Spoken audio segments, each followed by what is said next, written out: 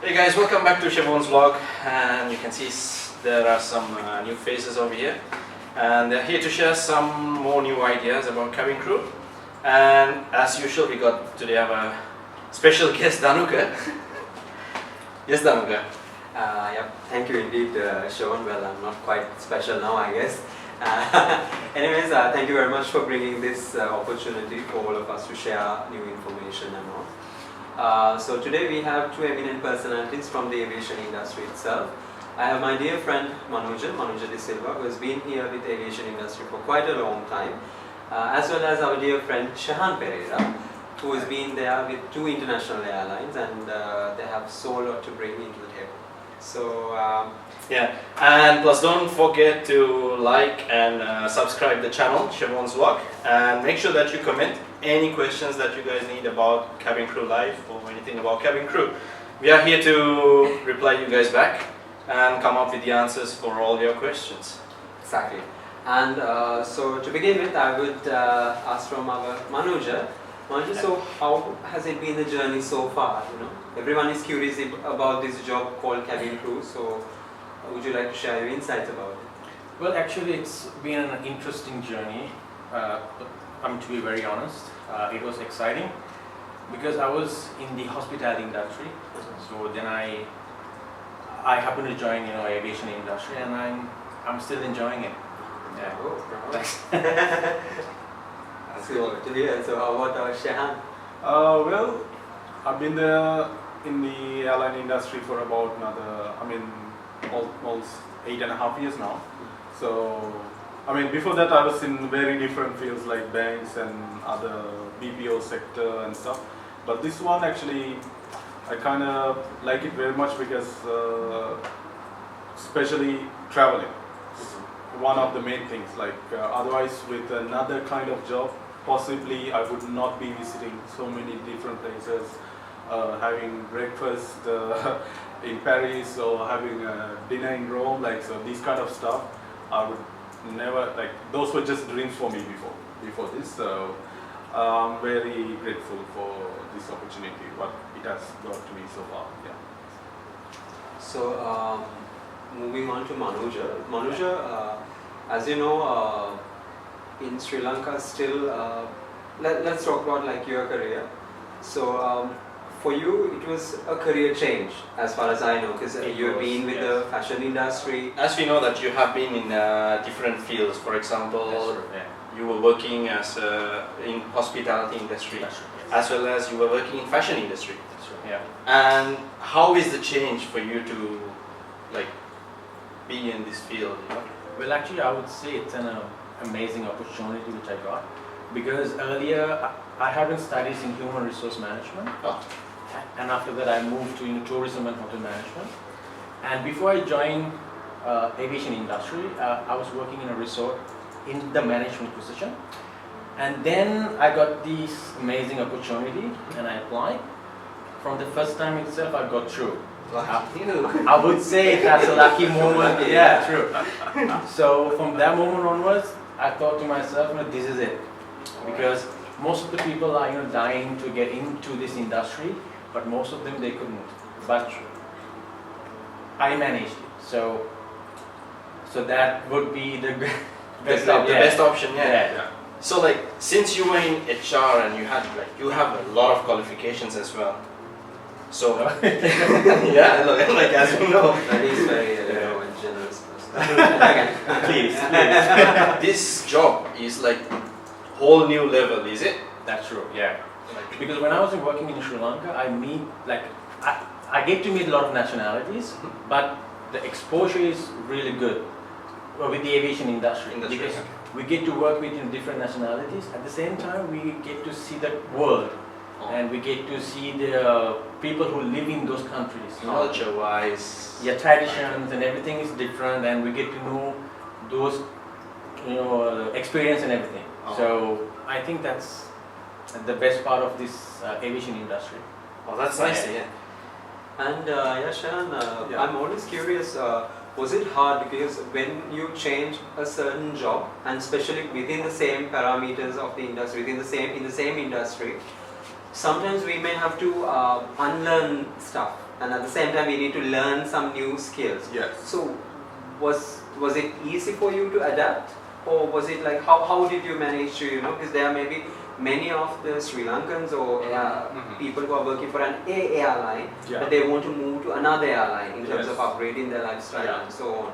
So how was it? I mean, I would say like still even when I joined my current airline, okay, there were still things like which were embedded into us from the previous airline. So even during my initial training with my second airline, like still my mind was like going back to the previous like, you know, so I was trying to deal with because there can be some terminology which is used differently here than there. So it took me a while. I mean, it was easy for me to grab, of course, for sure, like, you know, but still it was also another big challenge for me to change from that previous terminology or the SOPs kind of, and then to adapt into the new one. So, but is there any more like really different things, like hard terminologies or major differences? Yeah, I would say like there were certain kind of procedures, like, you know, which can be really different from one airline to the other. Alright, but it's not that really hard, is it? Not that really hard. You can certainly adapt because you were already been in the airline job, I mean the aviation industry, you've been a cabin crew, so it's easy for you to kind of adapt. It's not like you are coming as a as for Manuja, like, you know, it was a total change for him. So everything he was gonna expect will be different and new. Sure. But for me, I could easily adapt myself, you know, and kind of go with the flow. Yes.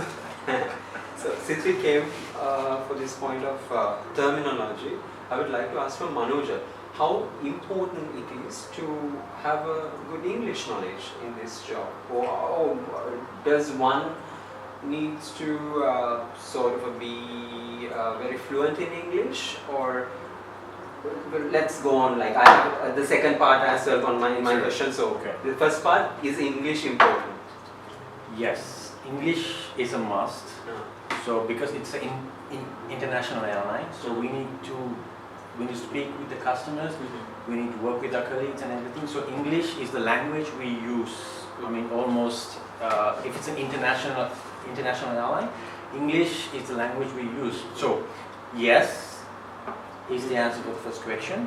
And I'm going to answer the second question. Okay. So I will ask the second part 2, Roman letter 2, you know, from Shehan. Yes. So if one dreams of becoming a cabin crew, would it be advisable for them to sort of master in other languages as well while studying apart from English? Would there be any added advantage? I guess so, because especially, I mean, even if you work for an airline in your own country, or if you go somewhere else, join another airline based in some other country, still it would be an added advantage, like, you know, and I still try to learn from other languages, like at least few phrases whenever I travel.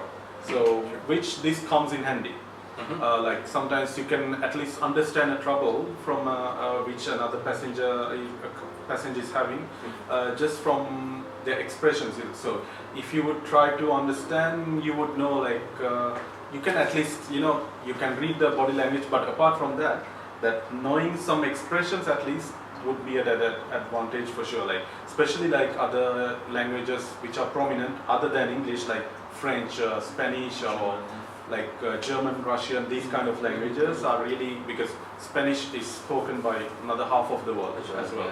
So, and then especially French as well, which is a very difficult language. I mean, for us to learn, like with our pronunciation, Sri Lankan pronunciation, like, but it would be definitely an advantage. Yes. And I've got a question for both of you. So, like, this video is being watched by different kind of people, nationalities, and different kind of careers, and like they want a career change or something like that. So since you guys have experience, why do you think that why do you think we need to be a cabin crew? Yeah, do you want to go first? No, you go first. Delegation, yeah. Yeah. No, it's alright. So, like, why do you think that? Why do we need to become a cabin crew? Like, why do you need to not go for another job, but only cabin crew? If you have experiences like degrees, masters, bachelors, everything. In my point of view, I think different people have different opinion about this aviation industry. Most of the people, they want to explore the world, they want to see the world and meet new and different people. Mm-hmm. So aviation industry could be one of the best industries Sure. if your idea or if you're Exploring the world. yes, yeah. For other people, it's just aviation. They love the aircraft. They love to work in an aircraft. So Oh, that could be one of the reasons as well. And most of the people, they love to work with humans, people. So True. hospitality industry is part of, I would say, with aviation industry as well. Because even though inside the aviation industry, we have a lot of, I would say, Service. yeah, customer service. Thanks. So if you are a person who would like to react with people and everything, aviation industry is one of the industries as well. And most of the people think aviation industry is a job. Mm-hmm. It is, but at the same time, I would say it's a lifestyle. Like the way you live, the way you travel, and everything. It's a lifestyle. Mhm. It's not only a job. What do you think? I certainly agree with that, with what Manuja said. Yeah. And plus, also in my opinion, like no matter what qualifications you have, but also like because this job sometimes like the work schedule can be very short, as in like to 40 minutes to 16 hours. Yes. So it's not the same routine kind of job that you would do every day. Daily basis. It's not Right. 8 to 5, Yeah, it's not an 8 to 5 job like where you have to sit down in an office kind of setting, like Oh, wait, just to make it clear that we are not making fun of 8 to 5 people. Yes, Like it's not it's nothing against it. it's just our opinion, It's Yeah, an opinion. It's not boring, but this is not boring at all. Nothing at all. Yeah, so I would say, and also like, let's say, you just have to do your time planning. You also get to learn to do very good in time planning because, in a short period of time, you need to execute all those responsibilities. And then after you finish it, that's it. And then you go enjoy the labor, or you're back in your base or in your home country and you are with your loved ones. Yeah, certainly, I mean, yeah, there is pros and cons with every other job, that we do. But this one, I would certainly suggest for any person who would love to enjoy their life, plus if they love to travel, if they would like to explore with food and different kind of cuisines, cultures, yes. Finding a boyfriend, a girlfriend. Well, there are perks, Yeah. it has its perks. So, as you know, Shehan, Manuja, Sean, and in Sri Lanka, majority of us, we speak in our mother tongue. It could be either Tamil or Sinhala, whereas the English comes secondly. Whereas in this job environment, the English is the key factor. Yeah. So therefore, sometimes most of the information is not communicated that effectively, or might not understood by the society very well, especially about the job's responsibilities. Yeah. As you know, most of the people would think and still think this job is only about smiling and serving a scrumptious meal, and that's it. But there is more to it, as far as I'm aware. Yeah. Sure. So, what do you think? Where should a person, how can we change this sort of not negative, but sort of a kind of a social taboo? How can we change I it? agree to Danuka because, like, I would say in the real terms of what people say, like they would say like, okay, we are like in-flight, like service, for example, like waitress. But as far as we know, like you guys know that there is something in death, beyond and above, exactly. Yeah. Yeah. So could you guys elaborate it for us, please? Well, like, yeah, certainly when it comes to job-wise on board, or even before boarding, and even after disembarkation, there's still a lot of stuff that we still need to go through. Like okay, yeah, I could be serving a meal for you right now, but there is still like I still need to be consistent, vigilant about my Safety. yeah, security safety, aspects. security, like, you know, there could be somebody's having difficulty in breathing, there can be another sort of medical emergency, like, okay, there can be person who is having an emergency situation but not able to describe to us or to talk to us, so we need to be like, okay, I'll be serving you, maybe you particularly, but then I still need to observe what every other people are doing, and you know, because Around you, safety everything, is our priority at Yes. any given point, because I need to make myself safe, and so that I make everyone else safe. So To I have think, a safe journey. Yes, safe journey, because that's what ultimately that's what everybody wants. They want to have an comfortable, and enjoyment is comes with it as well, Yeah, but exactly. That's what being safe people see, is yeah. the priority. Yeah. Yes. Yeah, basically before we join, before we become cabin crew, we go through 6 weeks of training, right? Oh, right. So in those 6 weeks, it's not only serving food. We study about how to say aircraft, Interior and interior operating and systems and yeah. everything like that. And at the same time, we study about martial arts, like security. How do we restrain a passenger in case of an emergency? Right. And we study about medical incidents and how do we gonna Even deliver a baby. For even to example, deliver a right? baby. Yes. So we learn all that within those 6 weeks. It's not just we serve food on board. We have some responsibilities of taking care of aircraft, passengers, at the same time cabin crew. So we learn all that in those with all Throughout the the training trainings. module that you guys get. Just to add something also, I think if one decides to be a cabin crew, apart from all sort of monetary factors, salary, everything, tickets and all, it's good for that particular person's personal development as well. You get to know about medicine, you get to know about CPR, how to save a life. You are trained on operating defibrillator. Yeah. So, and you are trained on, as he said, delivering baby. You trained on First life-saving aid, so, skills, yes. first aid, and you even, as far as I know, you trained on firefighting as well. Yes. That's there. So, Yes. so you are like all in one. Yes.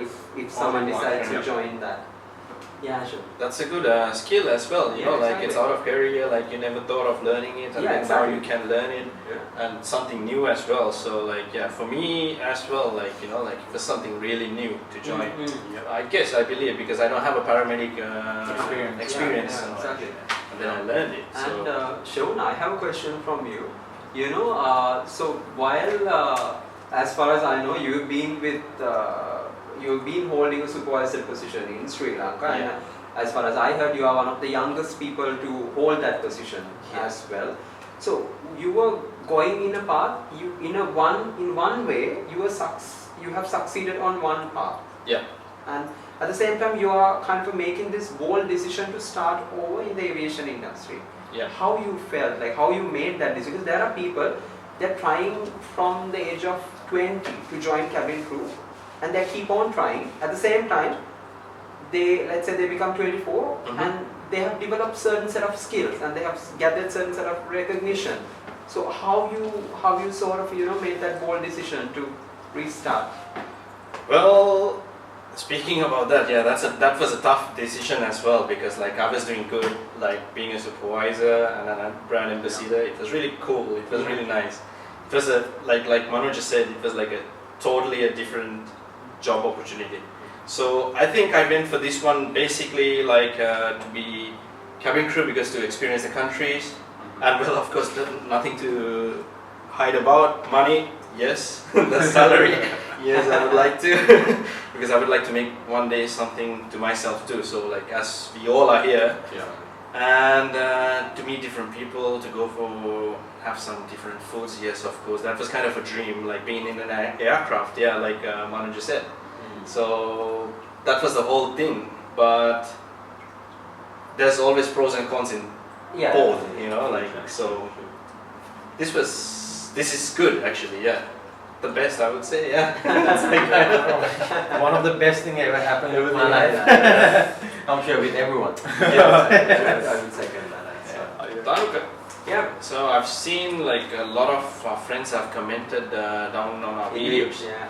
So I was thinking, like as we talked before, let's bring up some questions and answer their questions. Actually, that would be great. Would you like to go ahead? Oh, yes, please. So we have a friend. I don't know from where, I think from Sri Lanka. He's Akila Prasad. He asked a question. Cabincrew එකට පිරිමි අය ගන්නවද?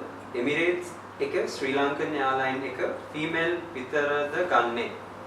So I would like to ask that question from Manuja. Obviously guys, we are not here to, I think all of us would agree, not to highlight any sort of airline company or any sort of particular, to give out any particular information. What we are giving out here is a general idea which you can apply accordingly. And would you like to sort of elaborate on that yes. answer? So to answer your question, I would say yes, like in short and sweet, yes. But we need male and female both, but the majority would be female. To answer your question, once again, yes. We need male cabin crew and at the same time female as well. Okay, hope Akila got his answer. And for about airline specific information, I think we could suggest them to visit that particular airline's website. So that will be quite on point, I believe, in terms of airlines. Any questions? Yeah, I've got a question too, saying that Asha Manori, she has asked that if birthmarks or any moles, would it be affect the the recruitment process? Is there anything like any general idea about it, guys? I think, in my view, I think it depends also on the particular airline when they're applying to, you know, because some birthmarks kind of stuff is kind of acceptable to some of the airlines. But some airlines, and how they evaluate and how they want to present themselves as an airline, so it also matters. So it purely based on each image of each airline company. So I think to get a very clear answer, it's a bit difficult for us to even to give a general answer for this kind of stuff. So which means that whoever has a birthmark or a mole doesn't need to back. Just go for the interview. Face it. I mean, face it. Unless you face it, you wouldn't know. Some people can tell you birthmark is a problem for you. Then other people would say no, but then still you will not know for sure unless you go and face it. So why you not go and face it? Like I myself have been to 15 different interviews with airlines. So it was not just one-time chance for me, like because if someone exactly, you are indeed like because if someone is there were times that I went to final interview and got backed off. I applied again and again. So if someone is distressed after their 5th interview, well, we have a friend who have been faced more than 15 interviews and been successful. And I believe nowadays airlines do mention what they are looking for even in latter stages, like especially in terms of moles and birthmarks and scars. So as you said, I think it's always kind of a wiser to face it and not be one-sided about it. And also then I saw in all these comments, one of the general comments, it says like, do we need to do any course to join as a cabin crew? You know, like you need to do any sort of courses.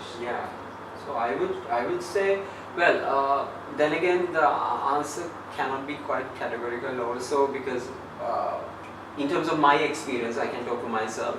I did follow a course. However, I did follow a course in terms of aviation management side, and what a course would give you an insight about the particular industry that you are dreaming of joining, as well as you would be able to sort of get mingled with the inside stories, you know, when there will be sort of a close circle where you would know when there's recruitment happening, then you could quickly, and you could do sort of team activities in terms of preparing for interviews and all, share knowledge, share when are the open days and where are they, and even you can pool taxis or, you know, vehicles if the interview is in a faraway place. Yeah. Sure. So those things are always there, but is it a must to follow a course?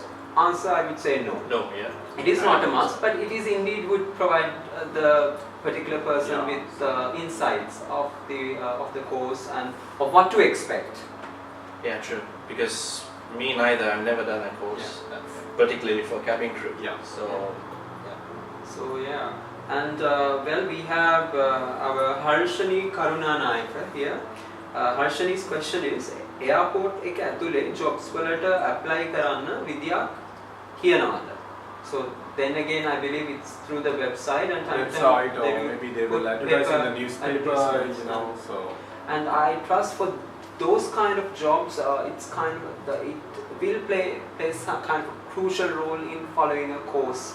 Some they are so especially these IATA accredited courses and all. So especially when it comes to, like, I think ticketing related. The fare jobs, calculations. Yeah, and you need to have certain skills when it comes about to the ticketing. systems and all. Yes. Yeah. So that is there. Would you like to take up on another? Yeah, there's another question, Danu, called Kavishka Dilshan. He had asked that A-level වලට මොනහරි ඒ කියන්නේ languages මොනහරි කරන්න ඕනේද නැත්නම් cabin crew වලට එහෙම දෙයක් තියනවද කියලා level එක. So I believe Shehan answered also that one, like about the Japanese. Yes. I would say it's not a must, but if you have it, it's an additional qualification. Yes. It's not a must actually. Okay, there's nothing specific information like studies to do for it, and A-level අනිවාර්යෙන්ම ඕනේ. මොකද grade 12 ඒගොල්ලන් අඩුම බලන්නේ high school කියන්නේ grade 12. Yeah. ඒක තමයි ඒගොල්ලන්ගේ minimum qualification එක cabin crew join. So we have our friend Ishan Sanjay, if you're watching. He says it's a good discussion. Thank you very much. Kudos to everyone. So he says, I would like to be a part of a specific airline cabin crew. And can you discuss how to join that airline with someone? So let's say if someone wants to join X airline, Shehan and Manuja both, how to find information? I mean, how to know what they are looking for? Well, you can get in touch with people who work in those respective airlines. Like, you can ask them personally. Okay, if you happen to know them. Plus, also, like, their advertisements and, like, especially their website. Or else even you can try and like emailing them, like in their group. They will definitely have an email address to each company, which is for career opportunities, right? So you can certainly, even if they have not advertised kind of any jobs, but still you can go on and online, look at their websites. Most of the airlines, I'm sure by now, but right now this time they would definitely describe what they are looking for, and you know, the height, weight, and all the things, and even what would the job description would be, so everything. So I would mainly suggest like checking it online, and maybe newspaper, not really, but you know, but asking someone personally. Social media, as far as I know, now people have a lot of blogs and blogs. Yes, exactly. and even on Instagram, like all of these airlines have their own pages, you know, Instagram, Facebook, like every airline has it. So you can get typing. yes. I would say I did my own research. Like I went online, I googled, and I asked certain questions like, what are the requirements of to become a cabin crew? Like certain questions, I googled airlines website, and I I went through their site, the history about the airline.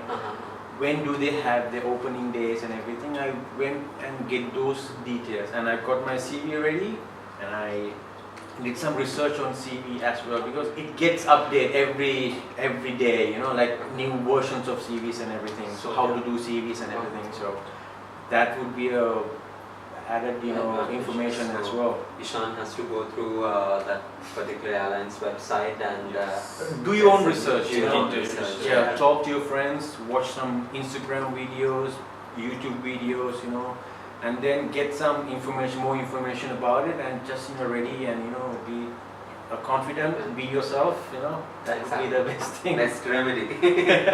All right. Do you have any? Yeah, like I see Lakshmi Jayavardhana had asked for the height. Usagana kiyanna. According to the height requirements, I think it should be general height. Is it like for all the airlines, or it is also depending airline to airline? Well, in my point of view, I think they check certain height. I'm not quite sure whether I'm 100% accurate, but they look whether you can close a hatch rack. Okay. Like, so once you are a cabin crew, in my point of view, if you can close a hatch rack, Yeah. like, you know, with your Tiptoes. yeah, Yes. with it, if you can, I think it's a yes. I think. Yeah. Because most of the like when I was digging into this, like I saw that they're asking for 212 centimeters, if I'm not mistaken. No, yeah, 212 centimeters with the arm reach, you know, like with the arm reach. But the minimum height, I think it's 160 centimeters for girls and boys, for both. And just to add something which Manuja just rightfully said, height would act a quite crucial role, even in terms of safety and security, because on board, as we know, there are some security searches and checks that we need to perform. So if we have a certain height, we could do it in a kind of a, it will be kind of a possible to do it unless otherwise we may have to ask for someone else's help, which is not that which may not be available and not practical also. Even I've heard that even to operate the door, to in terms of emergency situation, holding one side from one handle from the one side and sort of pulling one lever from the other side, so you need to have that kind of a width in your body. So that's also there. Probably all those things may have come to play in terms of this particular requirement. That's why they basically look at 460 centimeters. And I wonder, does that height requirement changes from airline to airline? Does it differ from airline to airline? It can be, but I think not generally I see. Because I've seen in couple of airlines, like most of them, they ask for the minimum is 160 centimeters. Whereas some airlines they ask the arm reach and some just merely the height. Yes. Yeah. So So hopefully, if you're 160, that shouldn't be a problem. Not do some yoga. Stretch yourself. And there's another question that's saying Rashmi Satisha. She had asked like a rebonding layer for haircuts. Well, as far as I know, I don't know about you guys, but hairstyles for a lady wouldn't be a problem because they will have to do these buns and either short hair. I think as long as it looks natural, it shouldn't be a problem. Rebonding and all that wouldn't be a problem because like unless you have your hairstyle properly done. Let's say if I thought of becoming blonde, it would be a big no-no because it's not for our, it doesn't reflect our ethnicity. It doesn't kind of suit for us. But as long as you look natural, I think most of the airlines are in power. Also, if we would have had a female she friend of ours, like would have given you a much clearer exactly. We are not the experts on. Hopefully soon is the next show. On the next episode. We've come to the end of today's session, and we have time for, I believe, just one question. So I picked up Shashikala Disanayaka's question, pretty interesting one. She asks, how does our typical duty day look like? Which I would like to ask from Manuja. And the next part is what we would do in our free time. So it is an open question, I think, for us. So. Let's see. Our duty time. Basically, we have a roster. So each and every month we get a roster about the next month. So we can plan our days off and such. So according to the roster.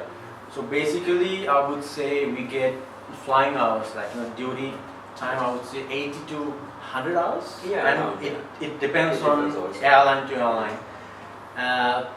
That would be it. Like basically we wake up in the morning and it's just a.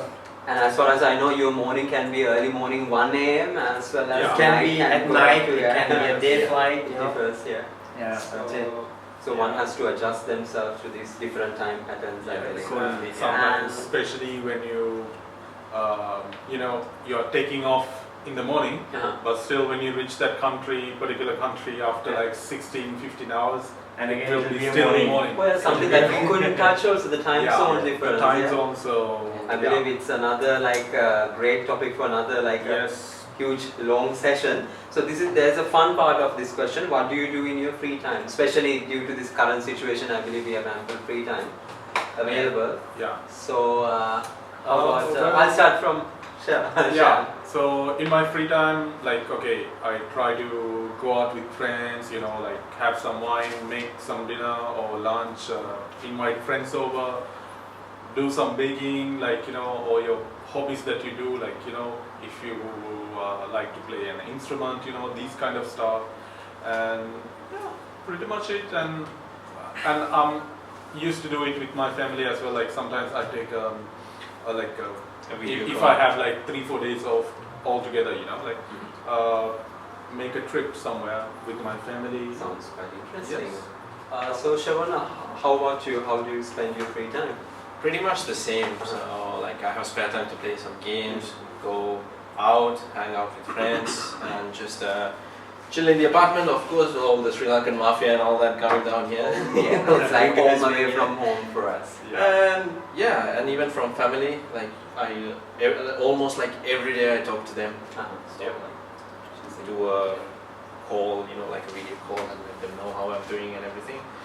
And that's it. And then Manuja. Well, I like to sleep a lot. No surprise actually when anyone who starts in this job, Yeah, true. You need to rest, and get ready for the next day and everything. Yeah. So, but I like games as well. But I'm not a professional gamer like him. But I love playing games. Perhaps you could watch Shehan vlogs and learn a few tactics. One or two. Why not? Why not? And I love to hang out with my friends, go out and see the country, because we are living in a different country. Exactly. So we can explore, that country and visit new places, get to know new places and new things and everything. So it's quite interesting. Okay. So Danu, what about you? What do you do? I knew that question was coming. Well, I do practice Sri Lankan traditional Candian dancing, so that is like our cultural heritage, and you can sort of feel you are closer to your home when you follow something. I believe from your motherland. Yeah. And apart from that, well, I do hang out with friends, and they are no exception. Right? We are always, like a close-knit family. And well, I do love reading, writing, and so that's pretty much it. And it's always, wonderful for, I think, viewers also to know that we do have free time, because once one of my friends asked whether you just live in the aircraft. Yeah. Most of the people think that you live in the aircraft, It's not, because our job is quite, you take people to from A to B, and then you also disembark in most of the time if it's a layover trip, and it's a different set of crew would take over. So that is also kind of a common misconception. It's not a ship, it's aircraft. So you have a lot of free time too, Most of the time you have a lot of free time. Exactly, as long as I think we manage it in an effective and a fruitful manner. Then it's because the loneliness would be always there, I think, comparing with the family and friends who are in Sri Lanka. But it's always about making new friends, adventures, exploring. So Guys, I hope you guys got enough information for today's video. So we'll be coming back with more videos. Meanwhile, don't forget to like and subscribe the channel.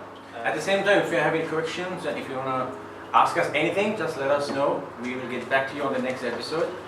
And make sure you write your question and everything on the comment section so we can get back to us.